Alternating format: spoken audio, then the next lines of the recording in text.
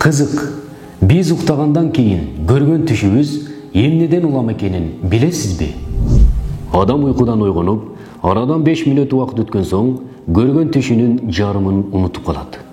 Ал эми 10 мүнөттөн кийин түштүн 90%-ын унутат. Сен түш көргөн мезгилиңде көбүнчө өзүңө тааныш эмес адамдар менен бирге болосуң. Бирок сен түштөгү бул адамдарды качандыр бир убакта көргөнсүң. Болгону сен аларды унутуп калгансың. Же тааныбайсың.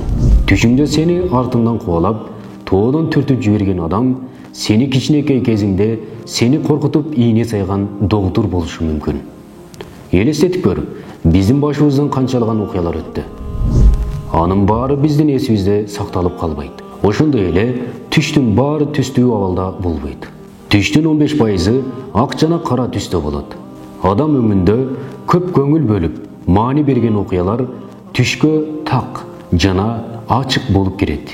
Ал эми адамдын жашоосунда бир элес болуп өтүп кеткен окуялар түшкө да элес болуп кирет. Мисалы, адамдын жашоосундагы маанилүү убакыт. Окуучулук убактысы болсо, адам картайып калса да, окуучулук күндөрү анын түшүнө кире берет.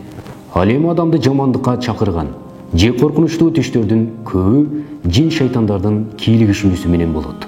Мындай түштөргө ишенүү адамдын жашоосуна, ден соолугуна зыянын тийгизүү мүмкүн. Ошондуктан пайгамбарыбыз саллаллаху алейхи вассалам жаман түштү эч кимге айтпоого жана ага ишенбөөгө буйруган.